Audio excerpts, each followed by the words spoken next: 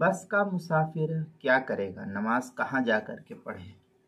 چنانچہ اگر کوئی شخص بس میں سفر کر رہا ہو، اسی درمیان نماز کا وقت آ جائے اور بس رکنے کا نام نہ لے، بس رکنے کا نام نہیں لیتی ہے، تو وضو اور تیمم کی بھی کوئی، اور اس صورت میں وضو اور تیمم کی بھی کوئی شکل و صورت نہیں بن پاتی ہے، اور پھر ایک پریشانی ہے کہ قبلے کی طرف اس صورت میں رخ بھی نہیں کر سکتا ہے اور نہ ہو سک رہا ہے اس کا،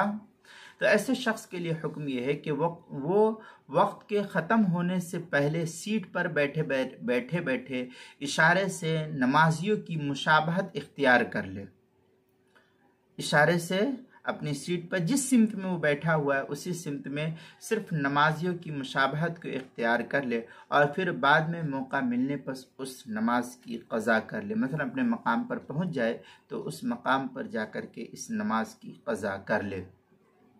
چنانچہ در مختار کے اندر ہے وقال یتشبہ بالمصلین وجوبا فیرکع ویسجد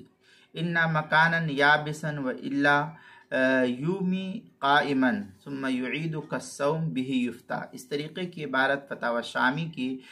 جو زکریا بک ڈپو دیوبند کا ہندی نسخہ ہے اس کی پہلی جلد صفحہ 423، کتاب المسائل اس کی پہلی جلد صفحہ 299 پر اس کو نقل کیا گیا ہے۔